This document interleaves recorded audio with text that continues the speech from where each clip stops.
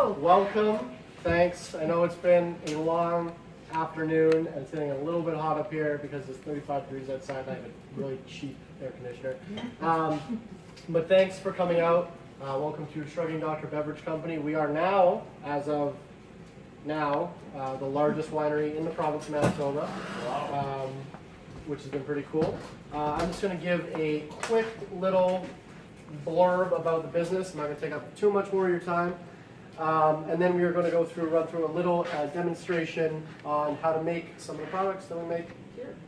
So, Shrugging Doctor, my name is Willows, this is Zach. We started this business, we wrote the business plan at least when we were 18 years old. It was basically a situation where I got booted out of my parents' house shortly after high school, and then I'm like, well, okay, now I got bills to pay, so I either start a business or get a job, and I'm like, okay, so what business are we starting? What are we good at? And at that point, we had been home brewing for a number of years. Please don't do that math. So, we were making some projects in his mom's basement. We would steal these, she'd buy these for her kids, and we would, pour them away, pour 2 glasses, and then have the operation in the basement kind of thing. And then, so when I got kicked out of my parents' house around, this was 2014, right after I graduated high school, I moved into a house that I rented with 5 other 18-year-olds, so I'm sure you can imagine we had a lot of people in and out. And, but we were able to outfit one of the basement rooms into being a makeshift liquor operation.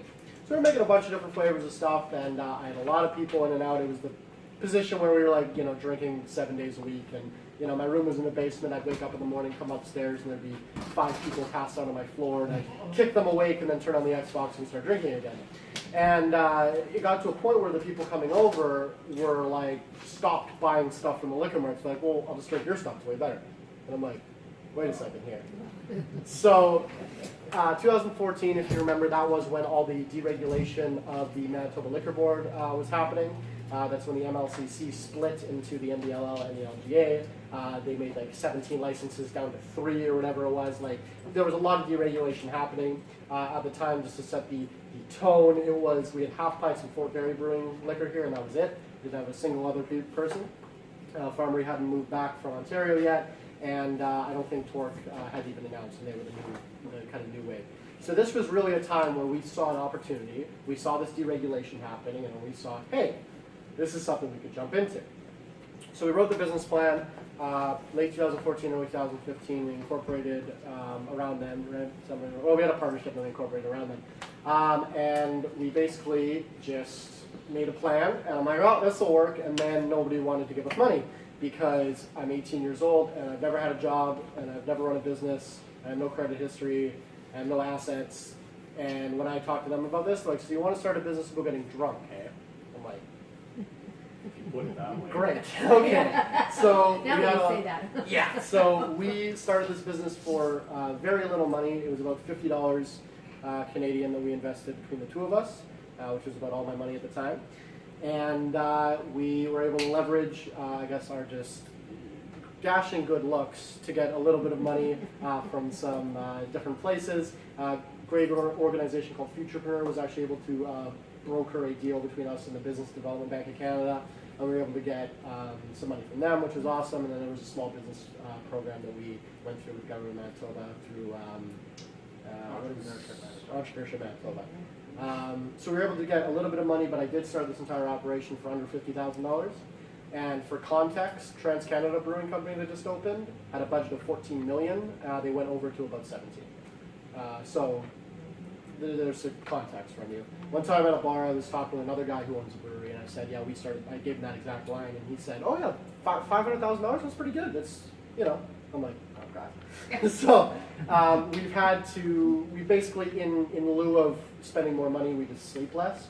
So I haven't slept in about 3 years, but I've been drunk for 3 years, so it balances itself out. Yeah. So yeah, we opened officially January 2017. I've had this building for about a year and a half before that, so that was the process of getting a liquor license in this province, which isn't the most fun thing to do. But as it stands today, we are in about 45 Liquor Mart locations in the province, all through Winnipeg and Rural Manitoba. We have 6 SKUs listed with them, 6 different products. We run the most efficient, I will say, home delivery service in the country, I believe. We deliver your wine to you within the hour, 7 days a week. So you can go on shrugdog.com and order. You don't have to talk to anybody. You just put in your order. It's like buying stuff from the cart. And you check out. It's .com what? It's Shrugdoc, SHRUGDOC.com. If you just Google Shrugging Doctor, you can get there. I will leave some cards out before you guys leave.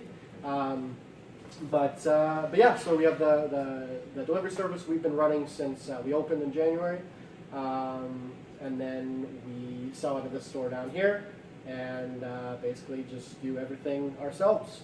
We had an employee, but we kind of did the books and we're like, why am I paying, however much money a month for something I can do if I just sleep 2 hours less? So it's pretty much just the two of us. I do sales and marketing, and he does all the chemistry and actual development of the stuff. But we'll both do all the bottling, we both do all the delivery, yeah, so it's been tiring. But anyway, so we make mainly fruit wines, because I'm sure you can imagine growing grapes in this province is the easiest thing to do. So our most popular fruit wines, we have a cranberry wine, we have a raspberry wine. We have 2 types of mead, which is like a honey wine, and that's all local honey. And then I think by volume, not by dollar amount, but by volume, our highest selling product is our apple cider. It's on tap in a few different places, like Smith and the Forks there, and like Barley Brothers. It was on at King's Head, different places like that. Yeah, so and the great part of this is why this has such a space in my heart is because this was, or a rudimentary version of this at least, was the first product that we ever homebrewed. Was what we were making in this basement was essentially this recipe. We've really refined it. We've really gone over the last 7 years. Choice apples? Yeah, better apples now, not Safeway apple juice, but Superstore apple juice. So you get to see the process kind of thing. So now what we're going to do, I'm going to give it to Zach, and he is going to show you how to make. I don't think it's going to be as good as this. Not even close. But we're going to show you the recipe that we used to use for the homebrew that led into this industrial thing. And you can do it at home if you like. But don't do it too much. You should buy my wine instead of making it at home. Yeah, exactly. Hi. Yeah, so as he said, I'm the winemaker here. I do all the production. Testing. That's my favorite part about job. Yeah. And yeah, I'm going to run through the very, very most basic alcohol you can make at home. Now, the things you would need to buy are basically this glass jug here. It's called a carboy. You can find it in any homebrew supply store. This is a half-size one.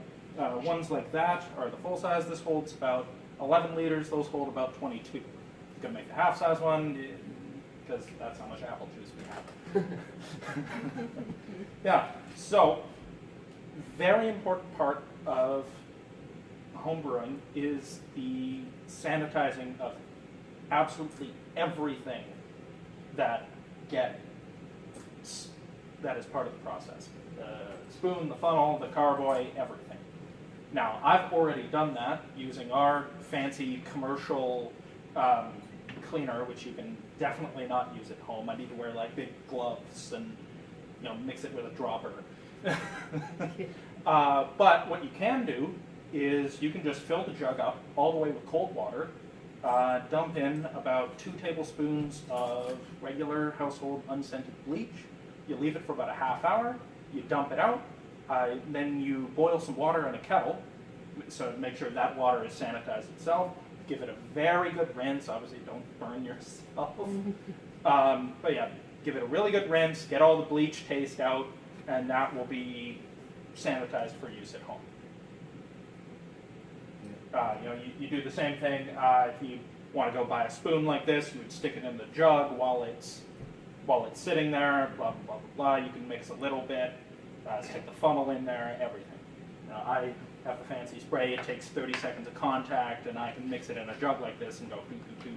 But that costs money. And the point of this is to make the absolute cheapest liquor you can. Yeah, so, Superstore apple juice goes for, I think, about 90 cents a liter. It's not very good. But yeah, no, so basically... Just to clarify, we don't use this juice when we make Yeah, it. yeah. We have these like for stuff like this and also just drinking apple juice. We spend a lot of time here. Yeah. No, so you go, you crack open a bunch of these 1 liters of juice. I've done the math, the larger containers are more expensive per liter. And you just kind of go. The funnel helps. You do not need it. It helps. And yeah, you just... Two-handed. Oh, Two-fisted. it's two-fisted. Excellent. Yeah, so Chug, chug, chug. right at the beginning, you do want to churn it up quite a bit if you can. You want a lot of oxygen in there at the beginning for the yeast to use. At the end, you want to be really careful with it if you can. Try to not churn it up, pour it as little as possible. You tend to use what's siphon hose to pull it out of the jug rather than pouring it, because that also, most of the yeast will fall to the bottom, and then you pull it off at the end. And all this stuff he's mentioning you can pick up at a brew supply store for pennies. Yeah, I think the siphon is about $5. This funnel was $3. The Brewers Direct, they're a local Winnipeg brew supply store. They're great. That's where we used to get all our brewing supplies from. So you're adding tannin? Nope. You don't? This is a bare bones, Do we add tannin to our actual stuff? tiny bit. Really, eh? Just a little. Yeah. It goes a long way? It goes a long way. Depending on the apples you use, the apples actually have a form of tannin themselves. Except that you're getting it juiced, so I was wondering, I had asked Willis about the tannin. Yeah.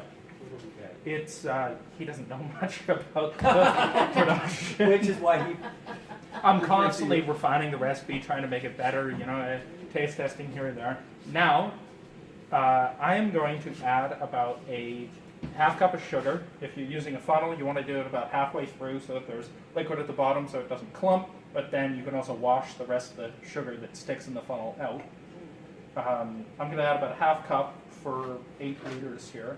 Now this apple juice by itself is probably going to get you a side around 5%.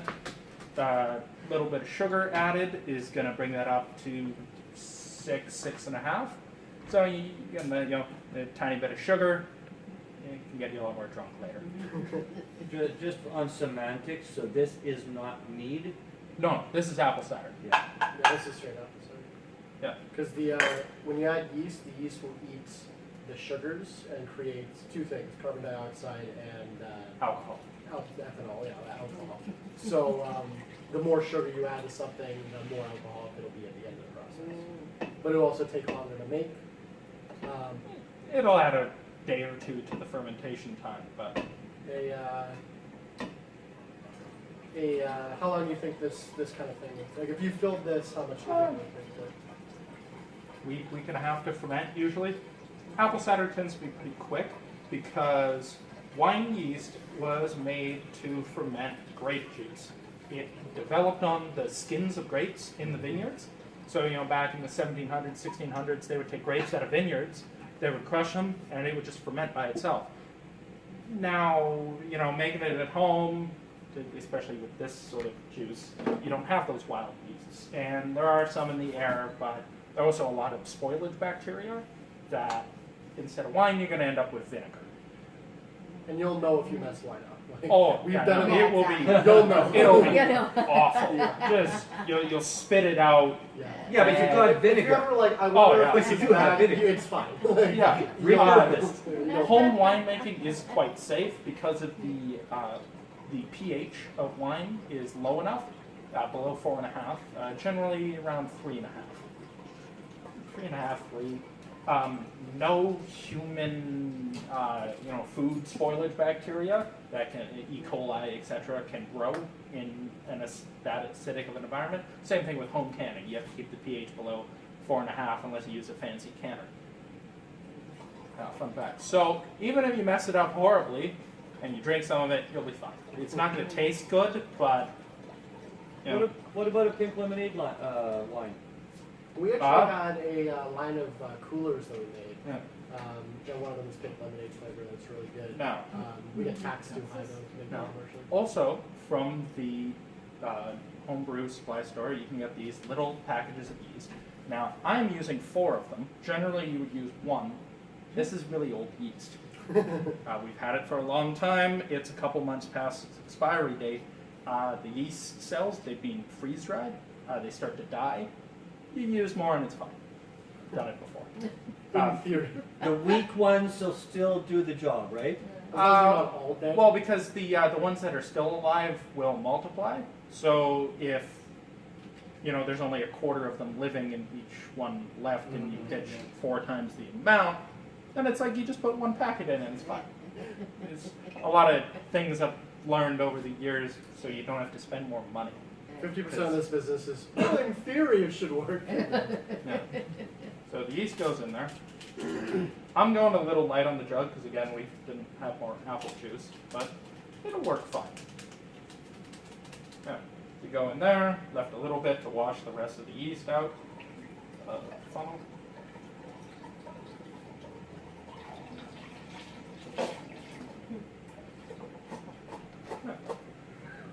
Basement chemist.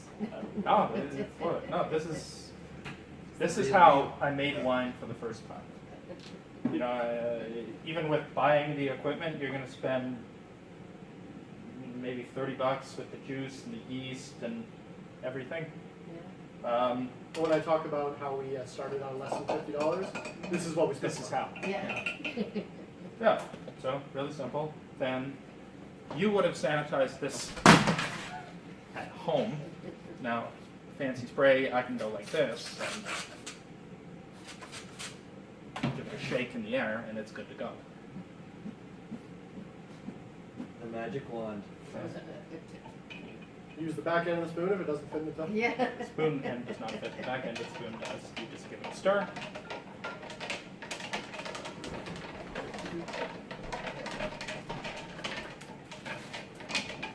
Yeah. Then, So you're saying aerating well, like and just to mix the yeast and the sugar I poured in earlier. yeah, but originally, like before, you were saying about Yeah, you want to give it a lot of oxygen. You want to aerate it right at the beginning and then after, you give it about 24 hours for the yeast to multiply. And then I have right here, it's called an airlock. You can pass that around.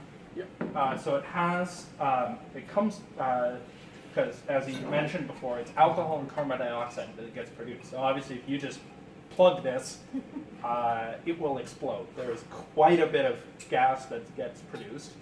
So it bubbles up through there, and you put a sanitizer solution or some alcohol you have lying around in there, and the gas bubbles up through it. It's a one-way seal. So the carbon dioxide can get out, but the air can't get in. The yeast switches from multiplying to producing alcohol to keep itself alive. Yeah, it's quite cool.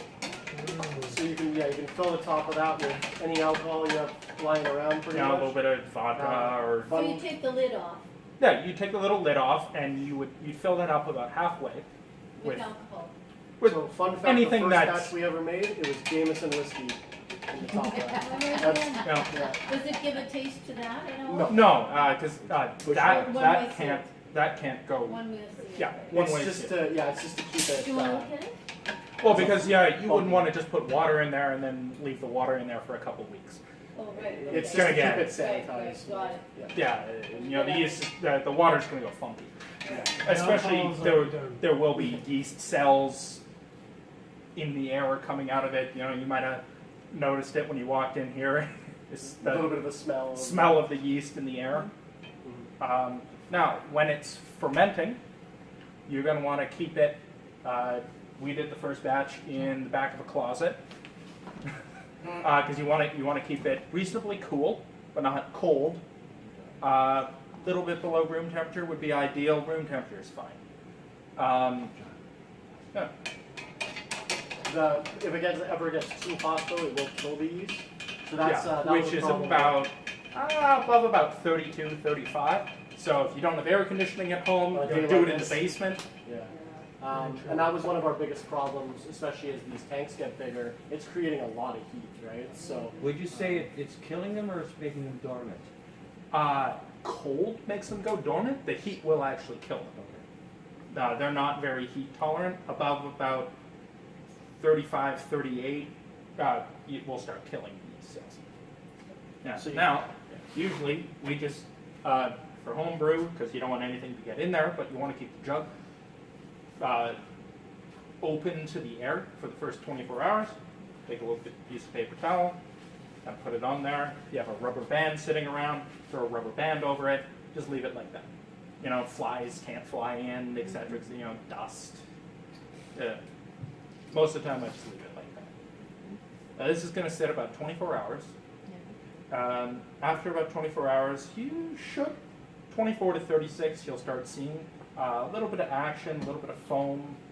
I think we have a little tester batch of something going on down there that we can show you. That's about 5 days into fermenting. Yeah, and then, so come back 24 hours later, you put the airlock on, and then the easiest way to tell at home when it's done, the airlock will stop bubbling. A good rule of thumb is you kind of stand there and you watch it, because it's very obvious when it bubbles. Once it's gone about 90 seconds between bubbling, it's essentially done, and you can go into the next steps of the wine making.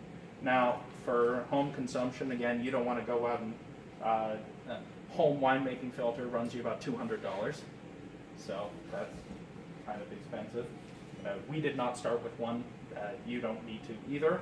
What you do is you take another jug like this, or a bucket, and a piece of hose.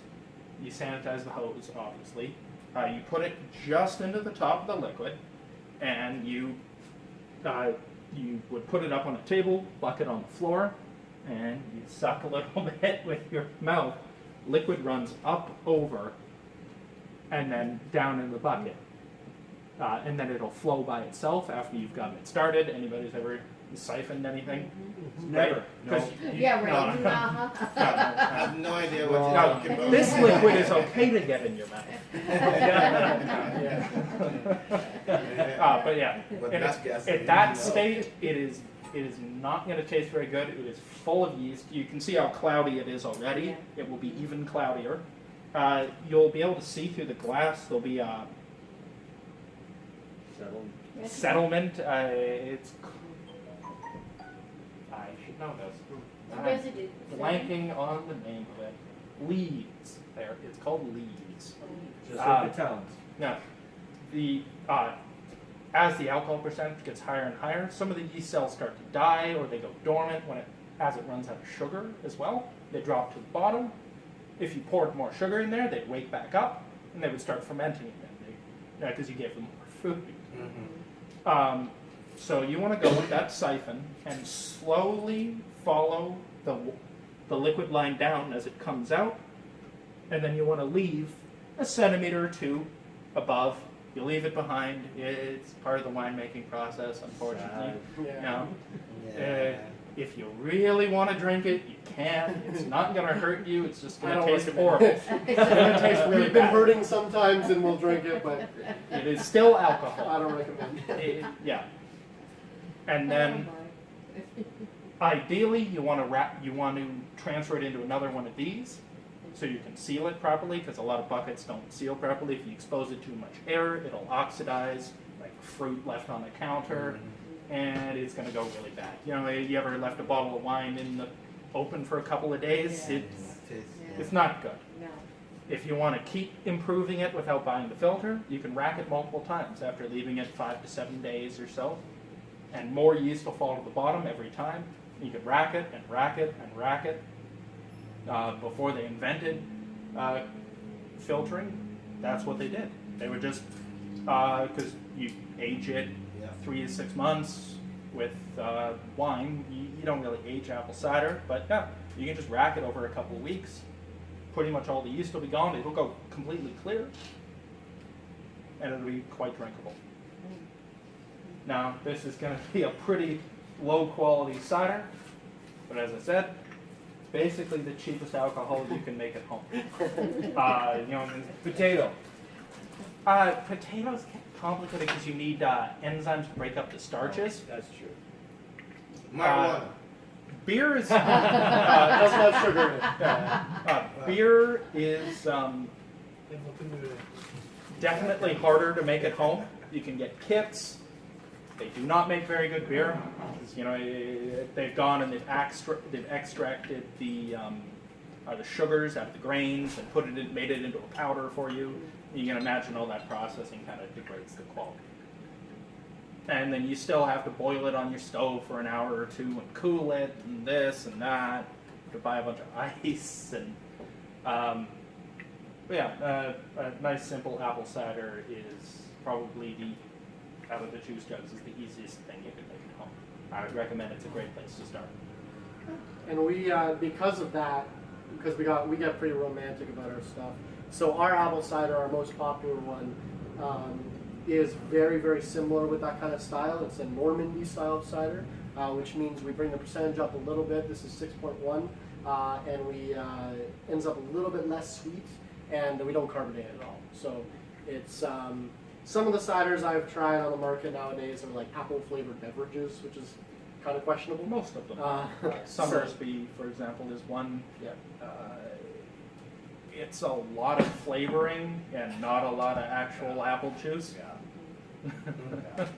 What about your water? It is filtered City of Winnipeg water. Yeah, we get pretty good. What we type have of pretty good. filtration system you use? It's carbon filtering, so similar to a Brita jug. Yeah. Yeah, Do you still use juice or do you use apples now? we actually use apples now. Or we use juiced apples. Well, yeah, but you We- juice them. So we got to a point now where we're too big. We can't realistically process that many apples. Like it's thousands of pounds. So the company that we work with that sells us the apples, we get them to juice for us now, and then Oh, they I ship us barrels of juice. Oh, right. Because realistically, with the two of us back there, we just can't process that yeah. much fruit. Like, It's trucks. for the apple cider we have going right now, and we have to make that every couple months. Now, 1,700 liters, isn't it's about 1,500. We would need to 1,500. We would need to juice about 6,000 pounds of apples to make that. it? Like every month, pretty much. Yeah. So a little bit unrealistic. We 100% of our inputs are Canadian. It's about 50% Manitoban. We would like to get to a point where we're all obviously using local stuff. I think we have like a 10-year plan, and we want to open our own vineyard and grow our own stuff and have like a destination winery. I think that'd be super cool. But right now we're kind of We playing are with that. working With to what we can do. plant some of our own Where plants. would you have a vineyard? There's a area of low pressure out by Winkler in Blumenfeld, Manitoba. Is the only place in this province you can actually grow grapes. Yeah. I see. And we have That's Those types of grapes. It's a microclimate. it's a microclimate down there, yeah. So Hottest part of Manitoba, which is still not amazingly hot. we're never going to grow. Well, I don't want to say never, but hopefully global warming doesn't continue. But we're not going to grow good red wine grapes here ever. We're just not. It's BC not- even has problems doing it. Yeah, it's Still. not hot here. But some good rosé and white grapes, so we'll be able to. So we have a couple projects we're working on. Those are- Long term. Yeah. But anyway, so I'm gonna pass around some samples of our apple cider. If you make this at home with this recipe and then complain that it doesn't taste like this, There's a reason. I'm sorry. Yeah. Just we are, try again. we are not using Superstore apple juice. Yeah, this is multiple years It's a in the mixture. making of recipe wise, but yeah, this is one of our highest selling products. I think by volume at least. It's $9.99 for a If cider. 15 would be good. Oh, yeah. Yeah, exactly. Right? You have no Apples other are nice. options when you're 15. Yeah. Okanagan? Okanagan? It's, Thank you. yeah, so this apple cider is at 6.1%. It's a little bit warm. Sorry about that. I had it cold, but then it's been sitting up here all day. So, To Shrugging Doctor. Apple for me. I've got a couple of questions. yeah, absolutely. So they took the the sweetness rating off of the bottles in the last few years, I guess. Why did they do that? So mostly lobbying from big alcohol companies. Stuff like I don't have to put nutrition facts on it. I don't have to put ingredients on it if it's a standard use. Yeah, Like literally the they only have a- thing I have to put on here is who it was made by, where it was made, and what Alcohol it is. percentage. Alcohol percentage, package size, and what it is. So I don't have to put any ingredients. I don't have to put calories, anything like that. And that was mostly because if I think the general public knew how many calories was in their bottles of wine, they'd be buying a lot less of it. So. Well, you know, some of those sweet wines Hard and alcohol would be crazy. hard it's alcohol. Like Yeah, like but a bottle I this don't size, drink. a bottle this size of vodka is like. Yeah, but multiple can't you just thousands find of- that on the internet? Yeah. Oh yeah, no. I'm not a legislator. You know what? I don't know. Have you? Well, I just find everything on the internet. Yeah, for Google. calories. Mhm. I think to myself that I don't drink wine worried about how much calories. No. I want to know No. the sweetness. I want Yeah. the Yeah. taste, right? Exactly. So it was handy to have it on there. Yeah. Yeah, and some companies do add more. We don't add much because I don't want to pay for bigger labels, honestly. You I know, do want to a do like lot a front of label, and then they do like a neck label kind of thing, Right. like with more Yeah, information. color, yeah. that would require a fancier labeler, and ours is enough. hand cranked. Yeah, you got one of those, eh? Yeah. Yeah. So it can only apply one label. We would like to start doing the front and the back label at some point, but That's your game plan in years. We have a lot of game plans. What kind of corks are you using? What kind of corks are you using? corks. They are a semi-synthetic agglomerated cork. Okay, so that's A little bit of cork, a little bit of plastic. but not the entire plastic. Like, Yeah, Yeah, it's no, not they're all not. plastic, They're it's not all all sport. plastics. Yeah. It's a little bit of both. Yeah. And that's basically. They're most agglomerated corks are real natural cork. They go into the cork tree and they take one piece of cork. Agglomerated corks are all the pieces of cork they can't use, the smaller chunks. They're being ground up and put back together. kind of like McDonald's chicken nuggets. Yeah, Frankenstein. So they're glued. sort of. Yeah, I They're know mostly you're gonna edit pressed. that. Oh, Yeah, I see. So no. they're compressed. They're not really Yeah. glued. Exactly. This is Facebook Live. Yeah, you don't need to be clear. I gotta remind you. Okay, thank you. Do you have one there, the cork? Yeah. Oops, sorry. Really nice. Do you have any suggestions, Send them the just, best way to handle, once you've opened a bottle of wine? What's Yeah. the longest way to keep it good? Sure. These vacuum, We'll pass that around. are those good? Yeah, they definitely work well.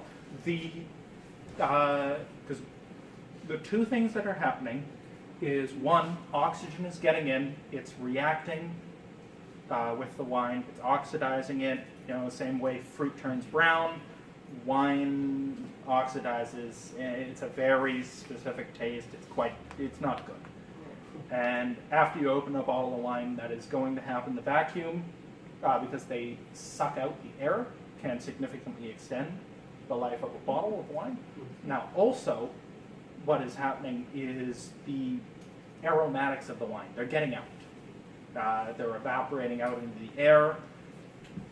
And after you open a bottle of wine, even if you sucked out all the air and it didn't oxidize at all, it's going to lose a bit of its vigor, its taste, the wonderful smell that it may have had. So obviously, best way to deal with that is to Drink consume it in it one quickly. sitting. Yeah. Yes. Yeah.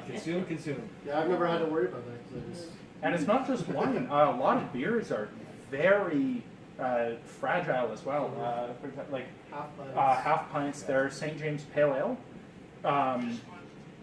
if you drink it they don't slowly, pour full pints for a Yeah, reason. if Yeah, you partly drink it for the- slowly, it'll be different by the time you get to the point. Yeah, if you spend a half hour drinking a pint of their beer, it has started to oxidize and get worse by the time you've gotten to the bottom of the glass. It's Yeah. fast. Yeah. Very fragile because they don't use the Especially now. preservatives that big beer companies use, etc., etc., etc. Yeah, it's yeah. Tell us about your name.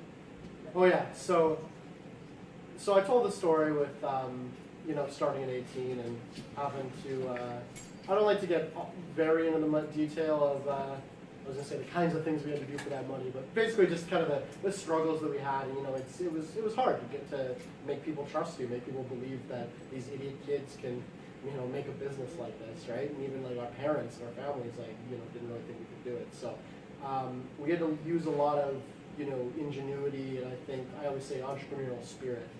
And when I think about, and also keeping our personalities in mind, when I think about kind of something that represents that kind of personality is an entrepreneurial spirit and ingenuity, is the doctor with a cart that is like town to town selling elixirs to cure everything to everybody. Yes. So we try to put a lot of our personality in the operation. You can tell from stuff like the Puerto Rican flag that neither of us are Puerto Rican. I don't even know where that came from. Like somebody left it in our house one time. We put a lot of personality into everything that we do. I think that's very important. There's a reason I kind of wear my hair and my beard and stuff like this, is just because I think that business doesn't have to be all, rigid and stuff like that. So I think that, we try to have as much fun as we can, but, and I think people have come around, like for instance, the logo, I don't know if any of you noticed on the wall downstairs, there's like a wanted poster that says, have you seen this doctor? And it's a photo of an actual person. That's actually my father, was the inspiration behind the logo. It's drawn of him, because he came around to believing in us. So our second iteration of the logo is actually him. And I think he underestimated how many shelves of the liquor marts we would be on, because now he's like, How many drunks in there? how many people know what he looks like now? I think he severely underestimated that. He's like, oh yeah, I'll donate my face for this pet project of yours, but now it's like, oh, we're the largest winery in Manitoba. Okay. Better than the Colonel. Yeah, better than yeah, so it's been a journey. We just turned 22. We were born like 3 weeks apart from each other, and we live together, which is not always the best, but it is what it is. And, Cheap. yeah, Cost effective. it's cost effective. Cost effective. It's cost effective. It's yeah. not So- cheap. It's and cost that's what it is, right? That's startup life, right? Yeah. Like, I would live up here if we didn't have health inspectors through all the time. But it's just getting things done. Yeah, so I think that's everything for the demonstration. Sir? Is the wine ready yet? Yeah. Thirsty. So I know you gotta take off. Yeah. But I think what I will do is bring you guys downstairs if you don't mind. I'll show you around the actual Yeah, I'd winery love and that. see all the equipment and stuff like that. And then I will give you a couple more samples of some other products that we have. And then we can either come back up here or whatever, and Kevin And Kevin. can close out the operation. Oh, that comes back. This is, it doesn't look like much, but this is the largest winery in Manitoba, with the addition of this boy here.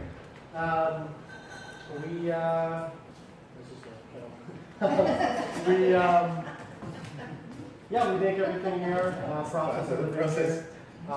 It's a little bit busy back here, but, it is what it is.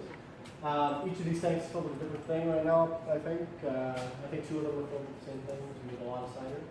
But, this is the heart of it. So, everything that we have, all the equipment is pretty small and low key. There's the ideal thing, there's like $1 million pieces of equipment where you literally drive up with a forklift with like a box of bottles like that. The machine will cut open the plastic, unwrap it, take off the bottles, take them out of the boxes, sanitize them, fill them, cork them, seal them, label them, and then put them on the other end and stack them, and then you just go on the other side of the forklift and pick up the completed pallet. We don't do it like that here. So our process starts, we do our sanitizing in this sink here. We fill up these sink compartments with boiling water, and we have our industrial sanitizer. So a sink compartment will hold about a case of bottles comfortably. So we'll dip them in there. You gotta wear these elbow-long gloves here. We dip them in there, leave them there for about 30 seconds, pull them back out, put them on these drying racks, and then they're sanitized. Then we move over. This is our bottle filler. It's a semi-automatic bottle filler, which means We put them, you know, it clicks onto this thing, you click them, it starts filling them, so you can leave them there for, you know, whatever it is, 20 seconds, 30 seconds to fill, so you can do other stuff while you're filling. And then that's pretty much the limiting time thing right now, is that we always have to try to have bottles filling, because that's what's going to take the longest, besides the sanitizing, but that's kind of its own thing. And then we move over to the corker. This is actually pretty brand new. It's about 2 months old. I'm very, very happy with it because it's pneumatic, so it, you know, the other one I was doing by hand, and when you start doing 6,000 bottles a month by hand, never again. So this is was a very good investment, probably our most expensive piece of equipment that we've purchased so far. You basically just, you know, throw the bottle into the thing, put the cork up here, close the thing, and, you know, slams it down, and you're all good. And this is the label machine right here. You just put it right here, you crank the thing, puts a label on it, and then you throw it over here. And then this station is the sealing station, which that's when the seals go on to you know, protect it or whatever. And that is done through a hot plate and a kettle because a heat gun's expensive. So you just basically boil water consistently and steam's coming out. So you put the seal on the top, you twist it there, melts it to the thing, seal into the box goes in the pallet, pallet gets out the door. And it's pretty good. It's the entire operation is pretty much just the two of us. Like I said, we'll have some volunteers. We'll pretty much Shanghai his girlfriend into helping every so often, where we'll be like, no, it won't be long, and then it's 40 hours of work. But yeah, it's pretty much just the two of us. We do about one to three bottling runs a month right now. Like I said, most of the time spent is just when it's doing that. It does its own thing. I'm sure it's madness in there, but yeah. So we have 6 products listed with Liquor Marts right now. Historically, we've had about 15 products. We like to keep about 5 or 6 on at any given time. Right now, I don't have many because we're in a weird like spring to summer transition. So end of June, I have like 5 things coming out, but right now I have like 3. Like what you saw upstairs is pretty much all I have. And my cider becomes like one of the last bottles I have here. But it is what it is. It was a good year. And apparently, yeah, we do a lot of what do you call it, like seasonal stuff with like local ingredients. So our seasonal right now is our raspberry chocolate, which I will be able to sample you because we have a lot of that left. And then the next one that we did last year that's coming up again this year is our strawberry rhubarb.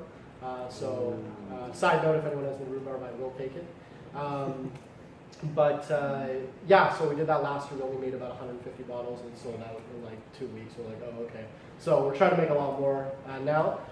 This rhubarb was all donated. We actually got a fair amount of it from Manitoba Agriculture on the Portage of the Prairie. They're doing a study on the feasibility of commercial rhubarb growing. And we're reading this study and we're thinking, what are they doing with all this rhubarb? Like they're just growing it to see if they can. What are they doing? So we called them like, well, yeah, sure. Like give us a carload. So that was good. And then I picked the strawberries myself at 108 U-pick. It was one of the worst days of my career. 16 hours in the dirt picking strawberries was not very fun. No, so but it is what it is. It turned out very well. And then we have a sangria that's coming out at the end of June. It's pretty much ready to go. We had a summer sangria last year that was very popular, moved very quickly through the liquor marts. So we want to introduce one now using our cranberry wine, which is one of our staple wines, as the base, so that we can keep it on all year. Because the first sangria we actually made because we messed up a wine and we couldn't afford to mess up a wine. So we're like, add juice, we'll make it a sangria. So that was a choke cherry wine that ended up being much too bitter. So yeah. That's the way to say it. Lessons learned. Yeah, well, exactly. When I turned it into a popular product, so that was good. So that's coming out. The cranberry wine is in the big tank right now. I think he doesn't write anything on the thing.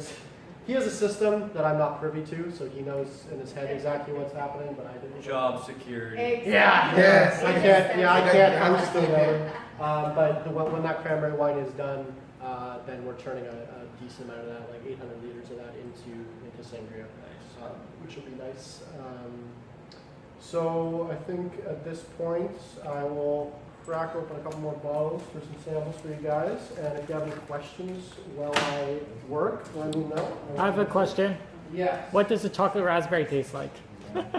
Well, you're in luck.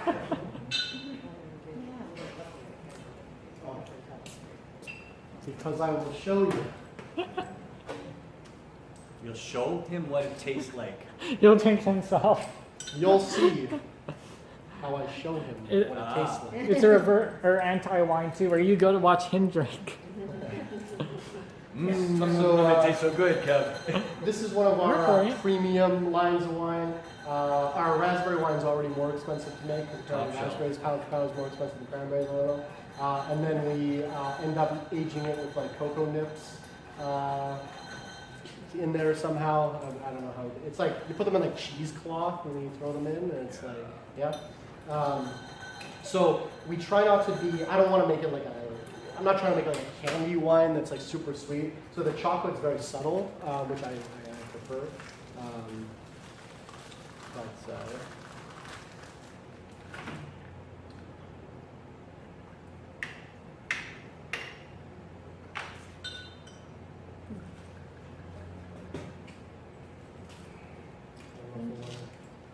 Pass it around, Which means you'll get yours last. Yeah, that's my real name. Is Willow's your real name? Yes, actually. Okay. Last name. This is last name. Yeah. This is first name. I use it as a mononym. It's like Cher or Sting. It's just Willows. You're actually not, yeah. Well, look at my office door. Just says Willows. My business card just says Willows. Is that right? Yeah. So you don't have a first name? It's just Willows. Okay. Just like You know, like Yeah, Prince. just like Cher, Prince. Yeah, yeah. Cher. Simba. Yeah, Trump. it's in my. Yeah. Who cares? Oh, thank you. Look, I'm just joking. I'm a brand, homie. Just put a tiny bit in mine. Okay. Just a little bit in Oh, yours? yeah, I see what Just you a little mean. bit. Yeah. So this is 12% alcohol. It's real raspberries. I can smell it. Yeah. Everyone got one? Got one, everyone's got one? Oh. You can taste the wow. chocolate. To Shrugging Doctor. Yeah. So we try not to make it overpowering. Try to make it quite subtle because you don't want to make it a candy kind of dessert thing. I make my products where I want someone to have a bottle or multiple. So I don't want some of the dessert wines. This is You a start good drinking version of like after a glass, you're like, oh god, like too sweet kind of thing, right? So. I wouldn't change a thing. Oh. Mhm. Yeah. He's Yeah, more so- risky. So The some balance of is my right. favorite part of this job is There you landing on the recipes because what we have to do. Remember it. Well, basically what my partner does is pour I'll take that one. 50 slight variations of this, Mhm. and then we have to drink every single one. And then when we settle on what the best, then he takes that and makes 50 more, even more slightly of a change. And then we pretty much do that to figure out exactly the recipe. So by the time, I'm gone by the time we're done that, those things. So, but then we have to drink it in the morning to make sure we're actually made a good decision. We're Yeah, like, yeah, what the do a hell were we second thinking? testing. Yeah, exactly. You need a marker with you so that when you pass out, that's where I stopped. I need to continue on from there tomorrow. So does your palate become more and more sensitive as the years go by? I would think so. Yeah. I think I probably still drink too much low quality wine to refine my palate. I know my partner has taken a couple, he's on his way to becoming a sommelier. Oh, So he's wow. been taking those courses. They're like, sommelier, for anyone who doesn't know, is like the international recognized, you are good at drinking wine. It's basically like restaurants like 529 will have a resident sommelier on staff picking a wine list and Don't pairing get wine with excited. They food. don't swallow. Yeah, well, Right, yeah. no, That's that's right. at the course. Banville and Jones is the only accredited Yeah. institution in Manitoba that can teach it. So they have classes like once a month or something like that. And then for the big one, that you take an exam, you have to like go to England to like fill out this exam. They're trying $600 bottles of wine. Can't drink it. You have to smell, swish, and spit it in a cup, right? Like so. So his palate's much There's more gotta be refined than mine, I cheaters. think. There's got to be cheaters. It's got Yeah, I'm sure. Well, we've gone to wine tasting events with like wineries from Europe, and like I'm drunk in it. I don't care, like but I've had also wineries from Europe. I remember these two. It was like two representatives from a French winery, and one of them I don't think maybe spoke like a little bit English, but almost nothing, and then the other girl still didn't speak great English, but was like translating for the other person, but the translator didn't really know what I was saying either. So I remember we were talking about fruit wines, and France, being a wine country, is like, well, no, that's not a wine if it's not grapes. I'm like, well, what do you call it? She's like, juice? Like, it was just fun, like, it's just that. And I remember I called these are called vats, but I called them tanks. And she's like, what? I'm like, well, yeah, my tanks. And she's like, I'm like, no. So that was it. That was funny. You gotta run. The texture on this raspberry Yeah, is for sure, amazing as well. absolutely. It's very good. That's Yeah, yeah. Yes.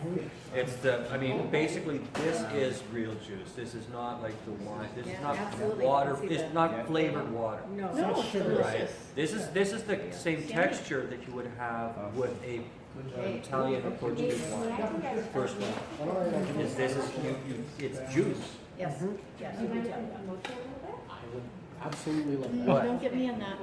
No, Monique. Created ones. Okay, I got your fingers in it. That's I'll all. get my fingers are okay. Just your fingers. Massive run from me.